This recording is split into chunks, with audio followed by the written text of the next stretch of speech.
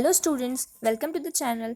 आज हम class 6 science का second chapter components of food पढ़ने वाले हैं। ये चैप्टर हम ऑलरेडी स्टार्ट कर चुके हैं। इसके पार्ट 1 और पार्ट 2 की वीडियो ऑलरेडी डली हुई है, जिसका लिंक आपको डिस्क्रिप्शन में मिल जाएगा।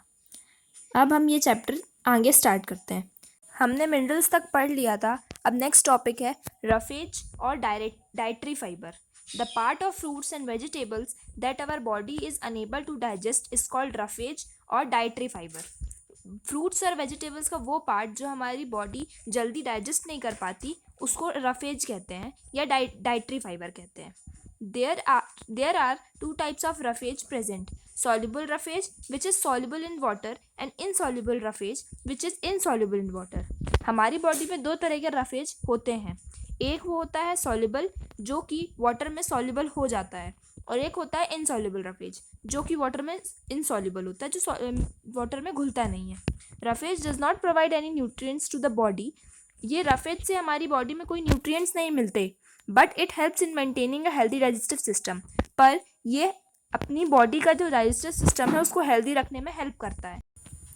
It helps in maintaining healthy cholesterol. हमारी बॉडी में जो कोलेस्ट्रॉल होता है, ये उसको मेंटेन करने में हेल्प करता है। Cholesterol is a lipid found in our blood. Cholesterol एक लिपिड होता है जो हमारी बॉडी में पाया जाता है। लिपिड मतलब एक ऑयली सब्सटेंस जो हमारे ब्लड में होता है। It should not be too high और टू लो। ये हमारी बॉडी में ना ही ज़्यादा होना चाहिए, ना ही कम होना चाहिए। Roughage makes us feel Fuller for a longer period of time, दस अवॉइड्स ओवर ईटिंग। ऐसी चीज़ों को जो चीज़ों में रफेज होता है उसको खाने से ये होता है कि हमारा पेट जो है वो जल्दी भर जाता है और ज़्यादा देर तक के लिए भरा रहता है, और इससे हम ओवर ईटिंग को अवॉइड कर सकते हैं।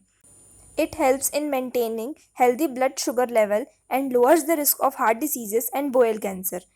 वो फूड आइटम जिनमें रफेज होता है उसको खाने से ये होता है कि हमारी बॉडी का जो शुगर लेवल है वो मेंटेन रहता है, वो हेल्दी लेवल पे रहता है, और ये हार्ट डिजीजेस और बोयल कैंसर का रिस्क जो है उसको कम करता है। बोयल कैंसर एक कैंसर का ही टाइप है। Apple, orange and rice are some of the examples of food items rich in soluble roughage. Apple, sugar और राइस, ये तीन चीज़ें होती हैं जो सॉल्युबल रफेज जिनमें हाई अमाउंट में होता है। Whole grains, carrot, cauliflower and potato are some examples of food items rich in insoluble roughage. Whole grains, carrot, cauliflower और पोटैटो, इन सब में इनसॉल्युबल रफेज होता है। Insoluble fibers add bulk to the stool, which makes it soft and easier to pass. A condition in which stool becomes hard and is difficult to pass is called constipation. ऐसा food item जिसमें roughage proper quantity में होता है उसको खाने से हमें constipation की प्रॉब्लम नहीं होती। हमारा जो पेट है वो बिल्कुल सही रहता है और स्टूल ईजिली पास हो पाता है। वाटर। अब जो बाकी सारे न्यूट्रिएंट्स के बाद हमारी बॉडी में जो बहुत ज़्यादा इम्पॉर्टेंट चीज़ होती है वो वाटर होता है। हमारी बॉडी में 60 to 70% जो होता है वो सिर्फ वाटर है, तो इसकी जो इम्पोर्टेंस है वो काफ़ी ज़्यादा है। अब हम इसके बारे में पढ़ेंगे कि वाटर हमारी बॉडी में किन किन चीज़ों में हेल्प करता है। Apart from all the nutrients needed by our body, water is one of the most important component needed by our body for good health. सारे न्यूट्रिएंट्स के बाद जो सबसे ज़्यादा ज़रूरी चीज़ होती है वो है वाटर, सबसे इम्पॉर्टेंट कंपोनेंट जो हमारी बॉडी को चाहिए होता है अच्छी हेल्थ के लिए। We get water from liquid we drink. हमें पानी जो है वो पानी जो हम पीते हैं उससे मिलता है। Fruits, vegetable and juices are also good source of water. Fruits में जो पानी होता है, जो वेजिटेबल्स में लिक्विड होता है, जूसेस पीते हैं हम, इन सब से भी हमें पानी जो है हमारी बॉडी को जो जितनी रिक्वायरमेंट होती है वो फुलफ़िल होती है, वो उतना पानी हमें मिलता है। इसलिए ये सब चीज़ें भी पानी का एक अच्छा सोर्स होती हैं। Around 60 to 70% of human body consist of water. हमारी बॉडी का 60 to 70% जो है वो पूरा वाटर है। Drinking water helps to maintain balance of fluids in our body. हमारी बॉडी में बहुत सी लिक्विड चीज़ें हैं, जो भी ट्रांसपोर्टेशन होता है खाने पीने का, न्यूट्रिएंट्स का, वो सब जो होता है वो लिक्विड फॉर्म में ही होता है। तो फ्लूइड मतलब होता है लिक्विड। तो हम जो पानी पीते हैं वो हमारे लिए इसलिए ज़रूरी है क्योंकि किसी भी चीज़ के ट्रांसपोर्टेशन जो होगा वो लिक्विड फॉर्म में ही होगा। तो पानी का होना काफ़ी ज़रूरी है, क्योंकि वरना फिर ट्रांसपोर्टेशन में प्रॉब्लम्स क्रिएट होंगी। The function of these body fluids include digestion of food, absorption, circulation and transportation of nutrients. जैसे मैंने बताया कि ये जो पानी है इसका फंक्शन क्या होता है कि ये फ्लूइड का जो फ्लो है ये डाइजेशन ऑफ फूड में होता है कि हमारा जो खाना है वो गले से लेके जब तक हमारे एनएस से बाहर नहीं हो जाता तब तक की जो प्रोसेस है सब में लिक्विड की ज़रूरत पड़ती है। एब्जॉर्प्शन, जो भी खाना है वो एब्जॉर्ब हो रहा है तो कहीं ना कहीं लिक्विड होता है उसमें। सर्कुलेशन, फूड का इधर से उधर पहुंचाना। और ट्रांसपोर्टेशन ऑफ न्यूट्रिएंट्स, कि न्यूट्रिएंट्स का कहीं भी किसी भी जगह किसी भी बॉडी पार्ट तक उसको डिलीवर करना। Water keeps the skin glowing, हम जो पानी पीते हैं उससे जो हमारी स्किन है वो काफ़ी ग्लो करती है और हमारी स्किन जो है वो ज़्यादा सुंदर दिखती है, जिसे बोलते हैं कि अच्छी स्किन के लिए ज़्यादा पानी पीना चाहिए, वो इसी कारण से। It also helps in it also helps to regulate body temperature, पानी से जो हमारी बॉडी का टेम्परेचर है वो भी नॉर्मल रहता है और कंट्रोल रहता है, ना ज़्यादा बढ़ता है ना ज़्यादा घटता है। Excessive loss of water from the body can cause dehydration, अगर हमारी बॉडी में पानी बहुत ज़्यादा कम हो जाएगा तो हमें डिहाइड्रेशन जैसी प्रॉब्लम्स हो सकती हैं। A person suffering from dehydration needs water and essential salt which can be provided by oral dehydration solution ORS। अगर हमारी बॉडी में मान लीजिए हमें डिहाइड्रेशन हो जाता है, हमारी बॉडी में पानी की कमी हो जाती है, तो हमें बहुत ज़्यादा पानी पीना चाहिए। हमारी बॉडी में फिर नमक की क्वांटिटी भी कम हो जाती है, सॉल्ट हमें ज़रूरत पड़ती है और इसकी जो कमी होती है ये हम ओरल डिहाइड्रेशन सॉल्यूशन पीकर कम कर सकते हैं। जो ORS घोल पिलाया जाता है डिहाइड्रेशन के टाइम पे, ORS के पाउचेस आते हैं, नमक पानी होता है वो एक तरह से, उसको पानी में मिलाकर पिया जाता है जिससे डिहाइड्रेशन जो होता है वो ठीक हो जाता है और हम वापस नॉर्मल हो जाते हैं।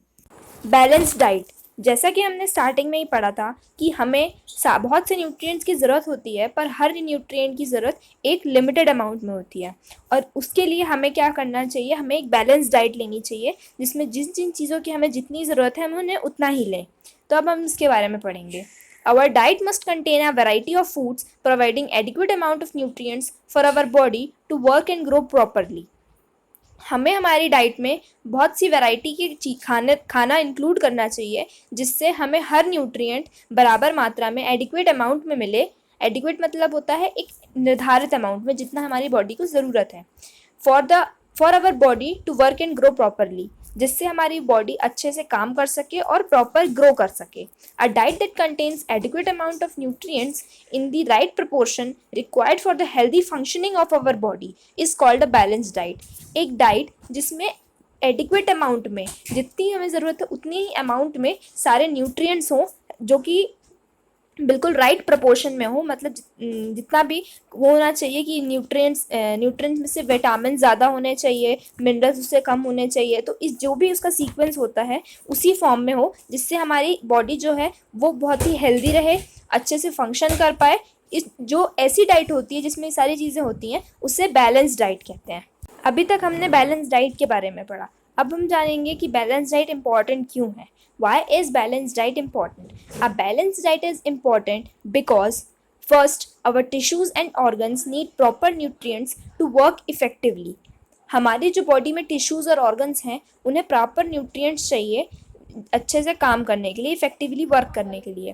Second, without good nutrition our body is more prone to diseases, infections and fatigue which can lead to poor quality of life. बिना अच्छे न्यूट्रिएंट्स के, बिना प्रॉपर न्यूट्रिएंट्स के, विदाउट गुड न्यूट्रिएंट्स हमारी जो बॉडी है उसमें डिसीज़ेज़ होने की जो प्रोबेबिलिटी है, जो कंडीशन है वो बढ़ जाएगी, क्योंकि अगर हमारी बॉडी में प्रॉपर न्यूट्रिएंट्स नहीं होंगे, हमारी बॉडी हेल्दी नहीं होगी तो कोई भी डिसीज़ हमें बहुत जल्दी पकड़ लेगी, कोई भी इन्फेक्शन होगा या फिर कोई भी फैटिग मतलब कोई भी प्रॉब्लम्स होंगी तो वो हमारी बॉडी जो है वो ज़्यादा टाइम तक झेल नहीं पाएगी हमारी। वरना कोई भी अगर हमें इन्फेक्शन होता है या कोई भी बीमारी होने वाली होती है तो हमारी बॉडी के जो न्यूट्रिएंट्स के कारण हम जो इतने स्ट्रॉन्ग रहते हैं तो कोई भी बीमारी अपने आप चली जाती है बिना किसी इलाज के और ना हमारे ऊपर कोई इफेक्ट डाले। Third, childrens with poor diet have a risk of growth and development problems. जो कुछ बच्चे होते हैं जो प्रॉपर ग्रो नहीं कर पाते, जिनकी बॉडी पार्ट्स में कुछ ना कुछ प्रॉब्लम रह जाती है, कुछ ना कुछ कमी रह जाती है, वो इसीलिए क्योंकि वो बैलेंस डाइट नहीं खाते, उनकी बॉडी में किसी न किसी चीज़ की कमी होती है जिसके कारण उनका जो डेवलपमेंट है, उनकी जो ग्रोथ है वो प्रॉपर नहीं होती। दिस में leads to poor academic and physical performance. अगर ऐसा होता है किसी बच्चे के साथ तो उसका एकेडमिक मतलब पढ़ाई वगैरह और फिजिकल परफॉर्मेंस दोनों ही चीज़ों में बहुत ज़्यादा फ़र्क आता है, वो एक नॉर्मल चाइल्ड जैसे नहीं रहता।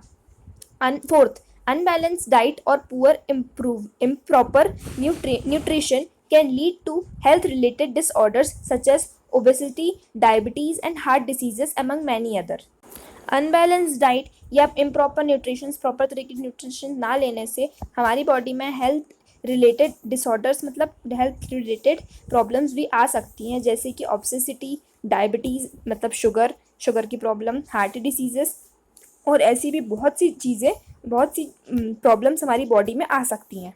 इस वीडियो के लिए अब इतना ही। आगे का चैप्टर हम नेक्स्ट पार्ट में पढ़ेंगे। Thank you.